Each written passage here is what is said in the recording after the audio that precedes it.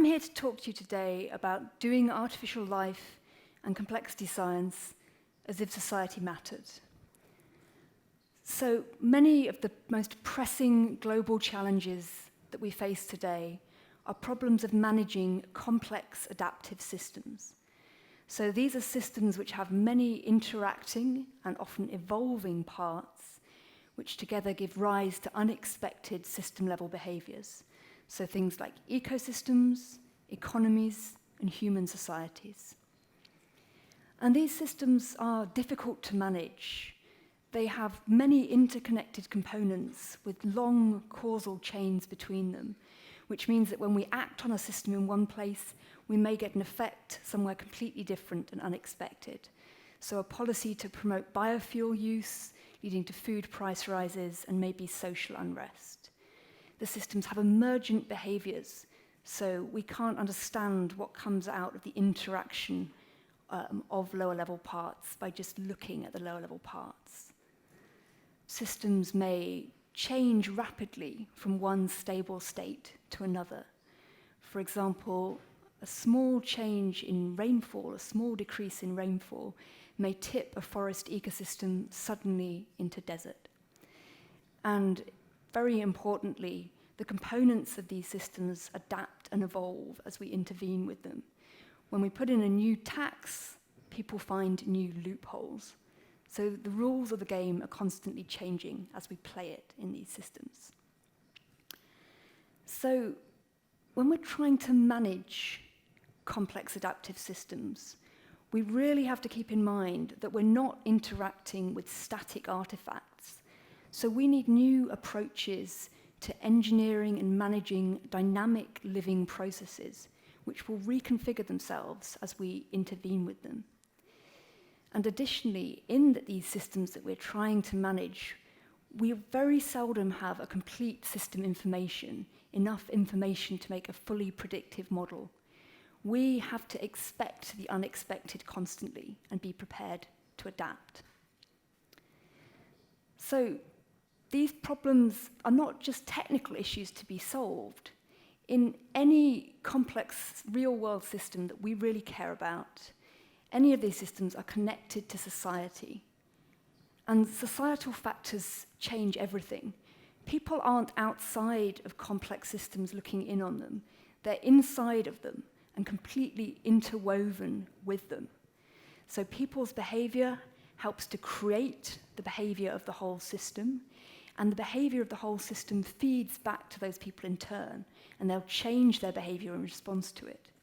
People act according to what they think and feel about what's happening in the system. And also, crucially, in a complex adaptive system that's important to society, there's no such thing as a single optimum, a single global optimum. Only in these systems, there are differing opinions on what we want the system to look like, and these may be potentially in conflict. So when we're managing these systems and trying to push them in a certain direction, we always have to think, for who are we managing them? So what do we do? So I think we need to think about steering complex systems, and steering rather than controlling them. So steering is an ongoing interactive process in which we act on a system or its environment. We respond to the feedback it gives us, we adapt and act again. So it's a continuous cycle of acting, responding and learning and adaptation. And because these are social systems, we need to bring people on board with us.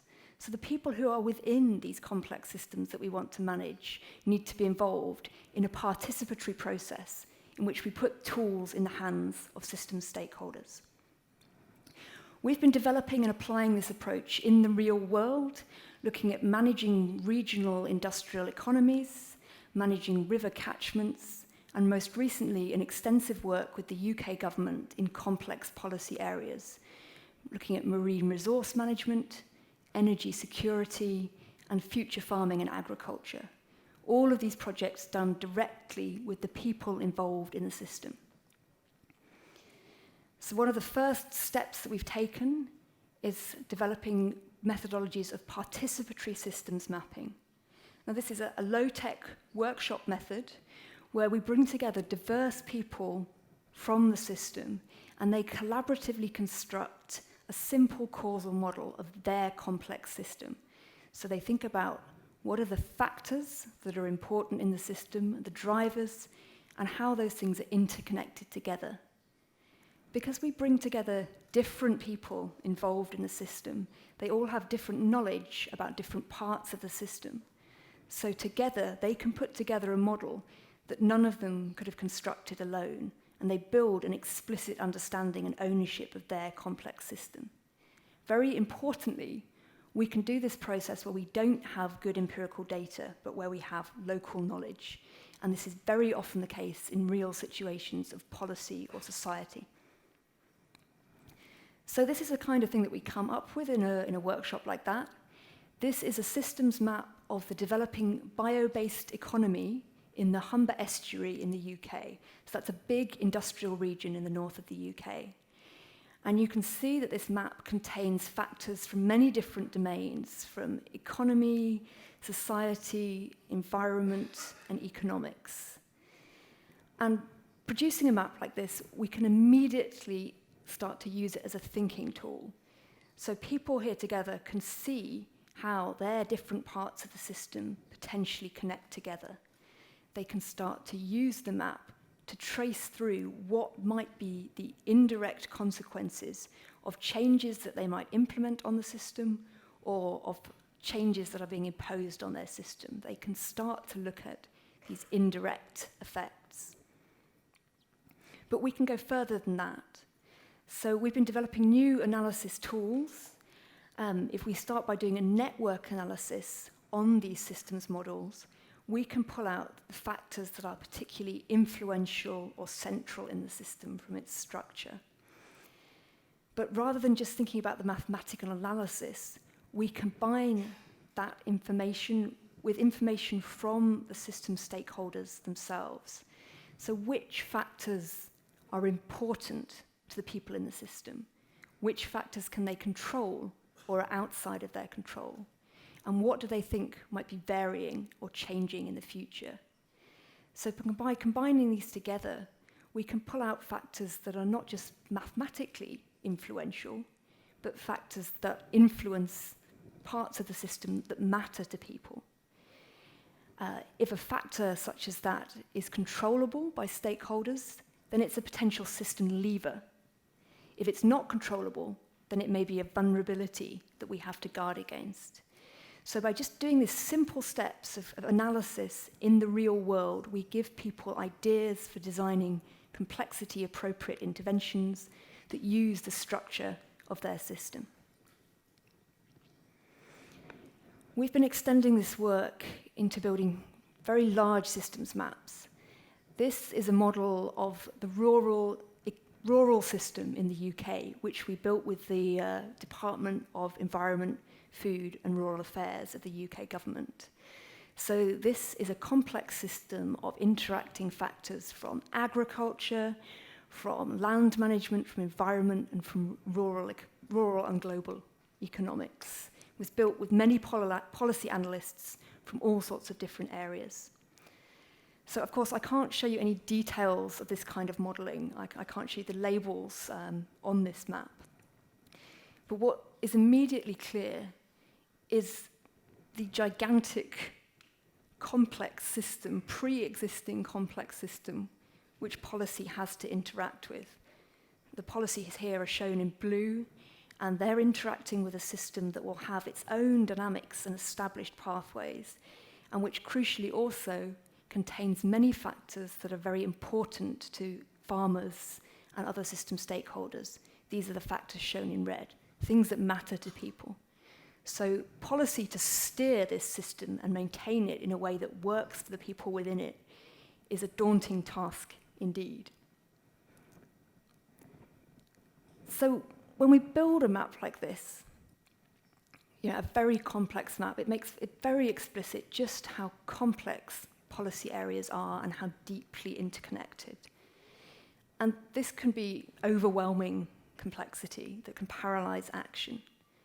But by doing the sorts of simple analysis that I talked about earlier, we can pull out examples of what might be the most influential factors in the system and whether our policies are able to use them, how the policies that we have in place might have indirect effects in the system and how they might alter things that matter to stakeholders. Crucially also, how policies may interact indirectly with each other, pushing against each other or supporting each other. We can also use a systems map like this to contextualize and sense check our ideas about how policy is working. What we can see from looking at this map is where there are critical vulnerabilities or externalities impacting on our policy pathways, or where there are feedback loops which we might be able to exploit. Really here we try to change overwhelming complexity into actionable complexity. And by handing these models over to government as a living document, which they can update as they learn, as new policy is designed and implemented and evaluated. So we hope to give them tools to start taking the first steps towards adaptive, complexity-appropriate policy with a steering philosophy.